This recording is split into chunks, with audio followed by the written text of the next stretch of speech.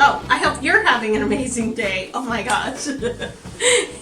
It's been a very weird day. It's like, so I have been trying to not go out in public, but I had to go out in public today.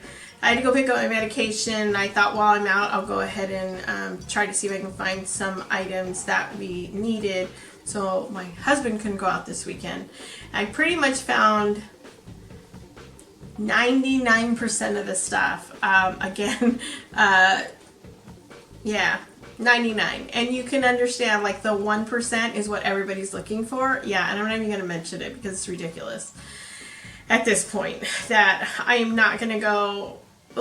The one place that has it, I have to stand in line for 30 minutes. Now, we do have stuff to hold us. We do have enough for a little bit. So I am not going to stress over that right now. What I do plan to do is maybe dive into some great shows that I have loved watching and will probably be like repeating them. Yes. All right. So I'm just going to like dive right in. Let's just dive right in. All right. So my first one is, I'm going to do them by kind of like streaming services, I guess. So we'll do it like that. So the first one is HBO. And I'm just basically going to throw them out. I'm not going to make this difficult. So on HBO, Game of Thrones, Big Little Lies, Sharp Objects, and Girls. So those 4 on HBO. I could also mention The Sopranos, but I think everybody and their mother and their grandmother and their children have all seen it. And if you haven't, then add Sopranos, because Sopranos is like, yeah. But of course it's HBO, so most of these are a little more on the adult side. And remember, I don't have children in my home all the time, which most of the time, unless my grandkids visit. So you got to think like I'm able to watch a lot of these shows that are probably not family centered. All right. All right. So the next one is Showtime. So I love on Showtime is Dexter, Homeland, Shameless, Ray Donovan, and Nurse Jackie. Now, Nurse Jackie, as an FYI, is also on Netflix.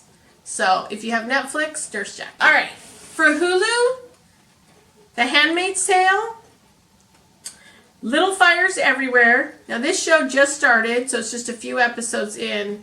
But I think the episodes are coming weekly now. So, depending how long we're here. And then The Mindy Project. So, those are that for Hulu. Hulu, who knew? All right. Amazon Prime. So, Amazon Prime, I like watching Bosch, Goliath, and The Marvelous Miss Maisel. She's my gal. I like her. She's got some oomph. So for Netflix, it's going to be, I just finished Love is Blind. That's a reality show. This is the only one that's a reality show. Very weird. The whole premise of it all. But very intriguing to watch it play out. And I don't really watch a whole lot of reality shows, but everyone was talking about it. I was told I should watch it. And I get it. I get why it kind of sucks you in. Because it's very, the whole experimental and figuring it out and emotional bond and stuff like that. Very interesting. I like watching Jessica Jones, which is like a Marvel Comics type of thing, which everybody kind of thinks that's like so weird. Like, if they look at me, they're like, she would never. But I was like, yeah, I actually do like it. And I think the show has ended, but it has a few seasons on there, so, and I really like that show. Mindhunter, which is again kind of like a dark, creepy kind of drama. And Grace and Frankie. How can you not like Grace and Frankie? And then I always consider that like the late, like legends kind of comedy, ladies. And then I have like on the older side, on the men's side, it's the Kaminsky Method. And so if you haven't seen Grace and Frankie and then the Kaminsky Method, you're missing out on some great comedy and some great acting. It's fantastic, both of those shows. And then on the other side, so on Netflix, it's The Chef Show. The Chef Show is a cooking show, but it's based on a movie called Chef. If you haven't seen movie Chef, I will link it below if it is still on Netflix. It has been for a while. Probably one of my favorite shows.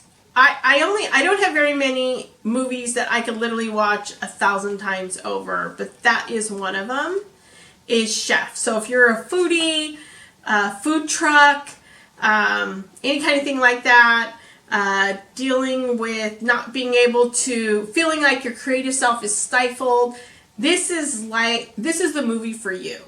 It's kind of like it's an indie movie, and kind of a cult following type of movie, but it's really, really good. And I can't even remember the actor's name. And then the chef's name, who's a famous food truck guy. I'll put their names up here. But the movie's really good. So anyway, that chef taught that actor how to cook for this movie. And then they built the Chef Show after that. So they actually do some of the foods from the movie in the Chef Show, and then they do other ones. They meet up with other chefs, and they go to other places in the United States, and it's just a really fun show. And there's some good commentary in there, and some laughs, and other people coming in to help, and it's just really, really fun. So it's a great little show to watch if you just want some good food options and cooking options, and good. It's like a wholesome foodie truck food. I don't know how to explain it, but it's really, like, I just love watching it. But the movie is amazing. It has some great feel-good moments with also like some freaking fabulous looking food. Anyway, and then so those are kind of Netflix original things, and then except for the chef movie, not that. And then the other things that are on Netflix shows that I love that are on Netflix is Highway to Heaven, which it's very old school. It's Michael Landon. Just growing up with him, with Little House on the Prairie and stuff like that. Highway to Heaven is like one of those shows that you just it's just that feel-good family show. I just love that. And then The Blacklist. Love that guy. If you haven't seen it, it's really good and intense. Well, that's why I'm mentioning it, because it's really good and really intense. So you gotta watch it. And then Mad Men. And that is probably one of my favorite shows, like, ever, is Mad Men. So, but it's streaming on Netflix. I think all the seasons are on there. So that's it. So if you want, that's pretty much it in a nutshell. So I didn't mention anything from Disney Plus because I don't have Disney Plus, but I'm assuming it has Disney everything. I do know that they released Disney or Frozen 2 on Disney Plus early. So it's supposed to be streaming, I think, now. Which I went to the movies with my granddaughter to go see it a month and a half ago. So they upped the release so that way families that are home can have the opportunity to watch it early. than what was planned for it to go on to Disney Plus. So that is a wonderful thing of Disney to do. So yeah, but I'm assuming all Disney stuff over there. I don't have a whole lot of Disney stuff that I like, but if I had to think about it, what would I stream? It would probably be more likely like a series of movies. Probably like the Star Wars stuff or whatever. It would probably be something like that, I'm assuming. But I don't really know a whole lot of Disney stuff. I don't know. I should, huh?